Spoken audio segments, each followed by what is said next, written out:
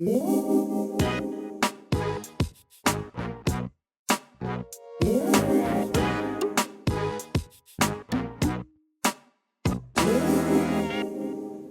this is Food Offensive Weekly News for April 15th, 2013, here on this tax day, 2013.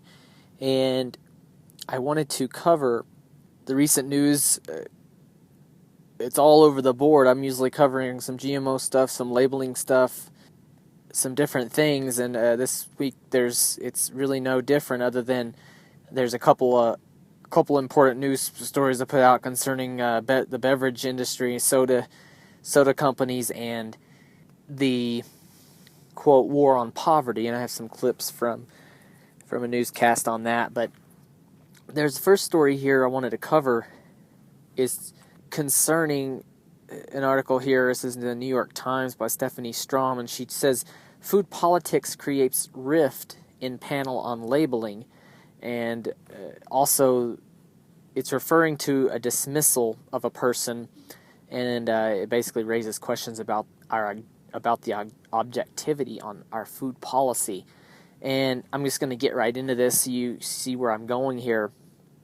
But it says the politics of genetically modified food has created a rift in a policy setting committee of the influential Academy of Nutrition and Dietetics that demonstrates the difficulty in finding anyone, anywhere, who doesn't already have an opinion on the issue.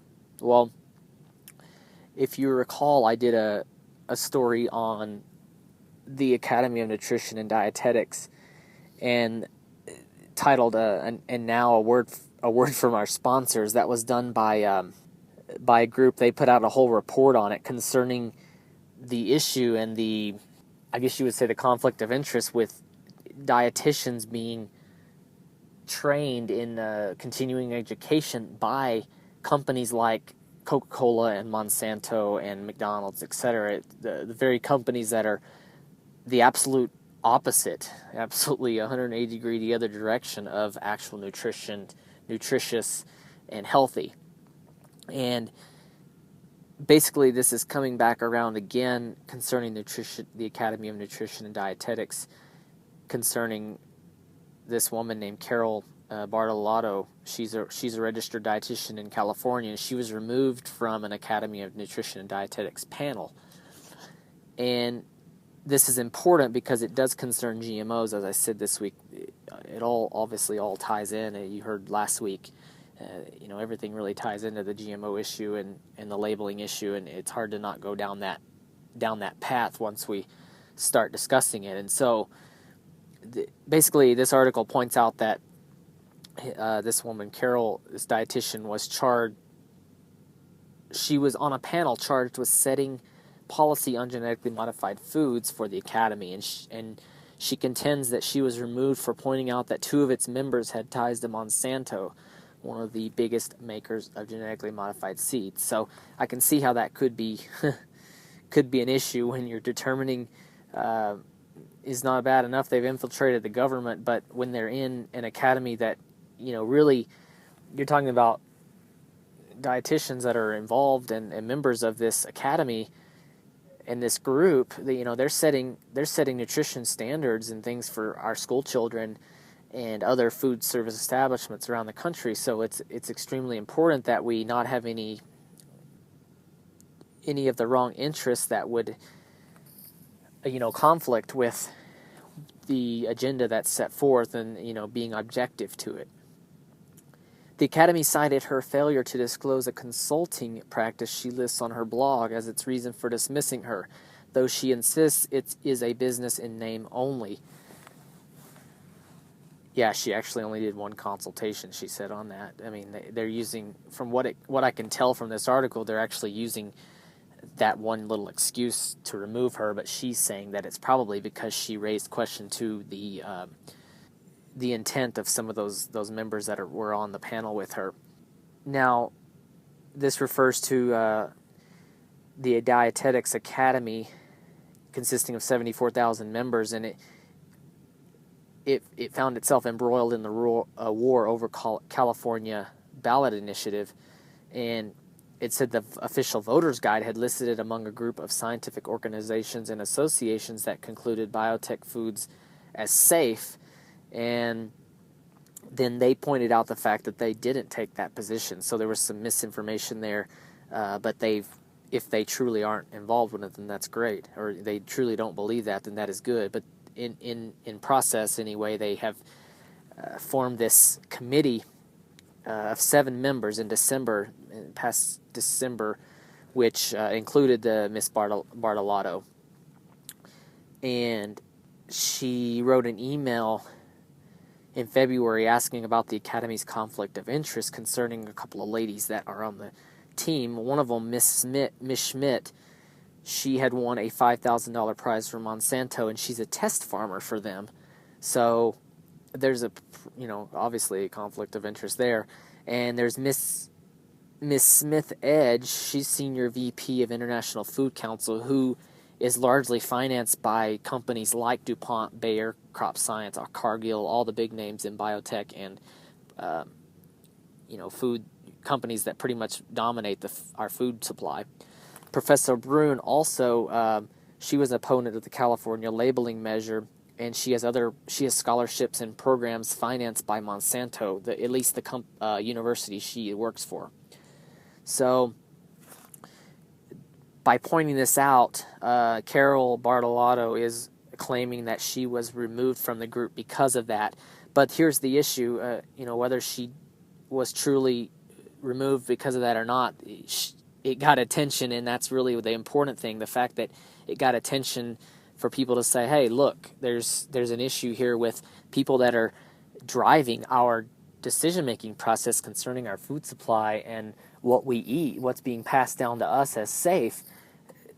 The very companies that are pushing the stuff that we have deemed unsafe, and many people have agreed upon, those very people have just their tentacles out into every form of our legislative process and our decision process. But getting away from that issue that is, like I said, the GMO and the whole labeling debate is an issue that's right at the forefront. But getting away from that briefly to cover something that's very important as well, it was all over the news this week, actually from research and articles posted back in 2010, but kind of being redredged back up, and after like I said, the news piece that was done on it, and I'll be showing you some clips from that. It was kind of dredged back up this week, partly because of that, talking about as this article, the CNBC reporter Jane Wells titles her article, a quote, "Soda Subsidy Gives Tax Dollars to Beverage Companies." Basically, it says the food stamp program is now called the Supplemental Nutritional Assistance Program, or SNAP, serving 42 million Americans who need help. SNAP users spend about $4 billion a year at supermarkets on soft drinks, says Michael Jacobson of the Center for Science and the Public Interest. So that's an alarming number, a dollar amount. He says, in essence, he argues that you, the taxpayer, have literally become America's sugar daddy. What's more, those on assistance are least likely to be able to afford health care. So if they develop problems related to obesity, their costs become your costs. Well, people can argue that the soda doesn't cause obesity, but there's been many studies that have shown that they have, and just maybe those people that drink the sugar-sweetened beverages in mass amounts like they do, it just happens to be that they are obese. I don't know how people can't connect the two, but anyway, it says 6% of SNAP benefits goes towards buying sodas. The USDA says a total of $59 billion was spent on SNAP in just the first 8 months of this year. So 6% of that total would actually be higher than the $4 billion that he's alleging. And he says that money is split 50-50 between soda makers and grocery stores, which is why he calls it a subsidy, and that's where he's able to call it that. Now, he says that you can't use the SNAP program to purchase alcohol or tobacco products, but any food product is fair game. And to call a soda, whether diet or not, a food product is just crazy to start with. But he says SNAP purchases are all actually this is referring to a quote of Mayor Michael Bloomberg, and the amount that's spent on products by the food stamp program in New York City. SNAP purchases are also not subject to sales tax, which city leaders argue is another sort of taxpayer subsidy. So, and a whole other issue being brought up through this, but talking about, it says health advocates argue that at least it wouldn't be taxpayers' money going towards those purchases. You can say, well, it's, we can't, it's a free country, we can't dictate what people buy and what they take, into their body. Well, I believe that if the taxpayers are paying for it, I think they should have a say in what that money is going towards. It is our money, despite what the government would think. It is our money. And then, like I said, this Boomtown 2, actually Breitbart is reporting on this Boomtown 2, talking about the war on poverty, that we've spent $15 trillion on the war on poverty since Lyndon B. Johnson declared the war on poverty. And he's just referring to Senator Rhonda Storms, a Republican, introduced a bill last year that it would keep taxpayer-funded SNAP benefits from being purchased on non-essential items like soda, candy, chips, ice cream, and other junk foods. She says, we're talking about a government benefit. Therefore, in my mind, we can restrict how that benefit is utilized. So I would agree with that. And, of course, let me show you here some clips from that particular Boomtown 2 article, and then we'll come back real shortly for another article from Natural News.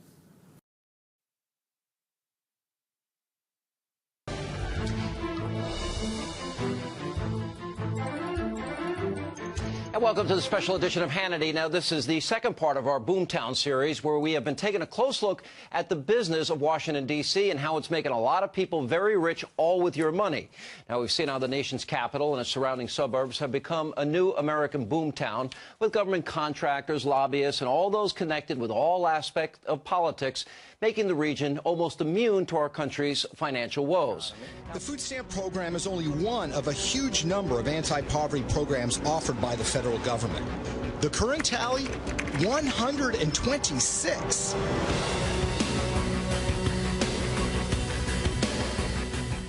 The current cost, over $1 trillion a year. But what if Washington's most vested interests and the country's biggest corporations are profiting from the explosive growth of these programs designed for the poor?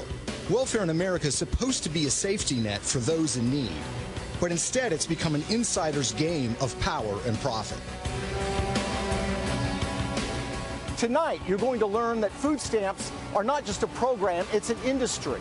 It begins here at the U.S. Department of Agriculture, but the tentacles of this industry extend to Wall Street and Madison Avenue and include some of the largest corporations in America. It's an industry that has lobbyists, advertisements, and promotions, and an increasing market share. It started as a way to get farm-fresh produce onto the tables of the hungry and give a boost to struggling farmers along the way. But the program has grown enormously, and big corporations and their lobbyists spend millions to try to get their hands on a piece of this $75 billion pie. Food stamps have become big business in America. They were originally intended for things like cheese, eggs, meat, and vegetables. But thanks to the aggressive lobbying of large corporations, they can be used for everything from soft drinks to, in some cases, fast food. Chains like Pizza Hut and Taco Bell have fought with mixed results to get a cut of the money, with only some states greenlighting the use in certain locations. At the same time, corporations like Coca-Cola and Kraft Foods have successfully lobbied against bills that would block soda and junk food from being food stamp eligible. But with the program experiencing explosive growth, it shows no signs of slowing down, because the politicians argue that the bigger the program gets, the better it is for America. If you want to create jobs, the quickest way to do it is to provide more funding for food stamps. Nothing creates jobs faster then the injecting demand into the economy, and that demand is created when people use the food stamps. During the sequester debate, food stamps were deemed off limits for any cuts. In fact, the program is undergoing explosive growth because through the lens of D.C., a bigger program is good for America, and it's great for Boomtown.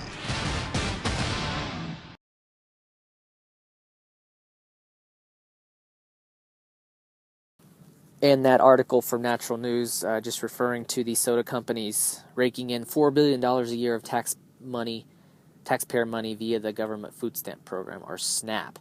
And I wanted to cover this article by Mike Adams, Wednesday, April 10th, because he gets down to the real issue here and talking about nutrition. And he said in a subsection titled Food stamps routinely are used to buy soft drinks, candy, cookies, and ice cream. He says, far from what most people believe, the federal food stamp program isn't a program to provide nourishment to people of low income. It's actually a program engineered to keep the masses sick and diseased, while pumping tens of billions of dollars each year into the processed food industry run by powerful corporations like Coca-Cola, Pepsi, and Kraft. So it is a big conspiracy, too, the fact that it's deemed as, it's a nutritional program for people that need food. And I agree, there are people who need food, and that's, part of the society we live in. We're able to provide that to people, but not saying that it doesn't get abused way more than we even can fathom. But the fact that this is a nutritional program when they can buy junk food with it. So it says the USDA SNAP website actually admits that soft drinks, candy, cookies, snack crackers, and ice cream are food items and are therefore eligible for purchase using food stamps. And then also this means the U.S. government is subsidizing the aspartame industry as well. All the poisons that are put into these foods, the sodium nitrate, the MSG, the petrochemical food colorings, etc., are all being subsidized with your tax dollars. So the very items that I talk about here and I have on the avoid list on my website and talk about how bad they are when I'm going to the grocery store shooting videos for the weekly updates and things. Those very products are allowed to be purchased with our money, the taxpayers' money. So the real purpose of the food stamp program is to keep Americans sick and dependent. It's far from helping the poor, starving people, he says. So that's why I wanted to cover that. The Boomtown 2 special report on the food stamp issue is there, and so you just saw that, and then we're going to move on to a couple other items this week. And going along with the whole labeling issue, the whole labeling battle that's going on, I come across the Organic Consumers Association article again this week by Zach Caldveer and Ronnie Cummins. They put together a nice article titled Why Labels on Genetically Engineered Foods Won't Cost Consumers a Dime, April 9th, 2013. And I've looked at before, talking about Prop 37 and other initiatives for labeling, one of the main points that proponents of labeling say is the fact that it would cost the consumer more money. Well, they cover this here by starting, they start out by saying, topping the biotech industry's propaganda playlist will no doubt be this familiar old tune, that requiring retailers to verify non-GMO ingredients in order to label them will be burdensome and costly, and the additional cost will be passed on to consumers who are already struggling to feed their families. So it says they're playing on consumers' fears of high food costs makes good strategic sense. But the argument doesn't hold water, say food manufacturers and retailers who already have systems in place for verifying the non-GMO as well as the RGBH, trans fat, all that. And it says the system involves using chain of custody, legal binding affidavits, not expensive testing. So this is contrary to what the biotech industry would say and the propaganda they put out in trying to fearmonger us into not wanting labeling. Of course, the biggest thing in this economic times we're dealing with is cost. So that's what they play on. It says also further down in this article, Monsanto would have you believe that verifying and labeling for non-GMO ingredients is a costly and burdensome affair. But the fact that Trader Joe's, known for its discount prices, can provide GMO-free private label products, which reportedly account for over 2/3 of the company's estimated annual $9 billion in sales, takes the wind out of the, quote, burdensome argument. That leaves the cost of adding another link of ink to a label. Trader Joe's doesn't yet label its private label products as GMO-free, but the company cites a lack of clear labeling guidelines from U.S. governmental agencies as the reason it doesn't label, not cost. So someone that's already doing it says that cost isn't an issue, really. It says, how does the affidavit system work? This is going to talk about kind of how it works and why it's not going to cost anymore. It says companies selling non-GMO foods provide a sworn statement or an affidavit to the retailer that the ingredients used are sourced from crops that aren't intentionally genetically engineered. And it says under this system, no costly testing for GE ingredients is required. No burdensome government oversight is necessary. The system is inherently designed to protect small grocers and retailers at no additional cost to the customer or taxpayer. Those are two important things to point out. Further down, it says nearly 2/3 of the nation's largest dairy producers use sworn affidavits from producers in order to label RBGH free. It says, contrary to claims made by companies like Monsanto, states do have a constitutional right to label food. In fact, the Food, Drug, and Cosmetic Act explicitly allows states to add language to labels.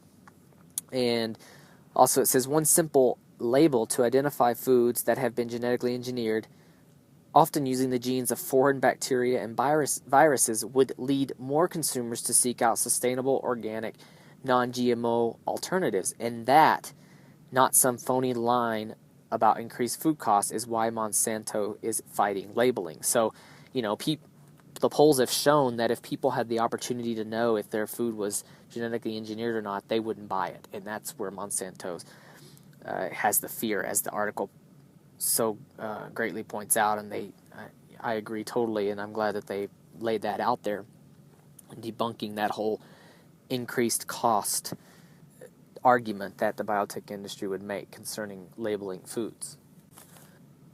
And again, here this week, as I try to end every week with an action alert or something concerning taking action or new opportunities to take action, there was, obviously I've been talking about the Monsanto Protection Act and through that whole process, and some GreenMed TV, GreenMed Info, this site, posts a link to a video by Jon Stewart. It says, a hilarious critique of Obama and the Monsanto Protection Act. And it is funny. He points out the fact that Congress, being mostly unaware that the legislation protecting businesses that want to sell GM foods was hidden in a bigger bill. And he makes fun of them, and as you'll see in the video, he refers to, he kind of makes an analogy, a funny analogy that, of course, that's what he does. He makes jokes of news, but this is a great publicity for our movement and for the information I'm trying to put out here. So I wanted to show that, whether it's in full here or part. You can see the full clip on YouTube here, the link to it. But here's that clip right now. We're selling this. It doesn't keep the federal government from banning these genetically modified foods. It just says that if there's a court challenge or an injunction on the selling of these genetically modified foods, the Department of Agriculture has to allow a company like Monsanto, if they want, to continue selling the genetically modified crop. Your aphid-repelling soybean, your meat carrot, your tomato that will throw itself at bad entertainment. Let's at least then hear some of Congress's no doubt robust discussion on this controversial amendment. Critics are angry about how it was passed, snuck into a huge agricultural bill without review by a committee.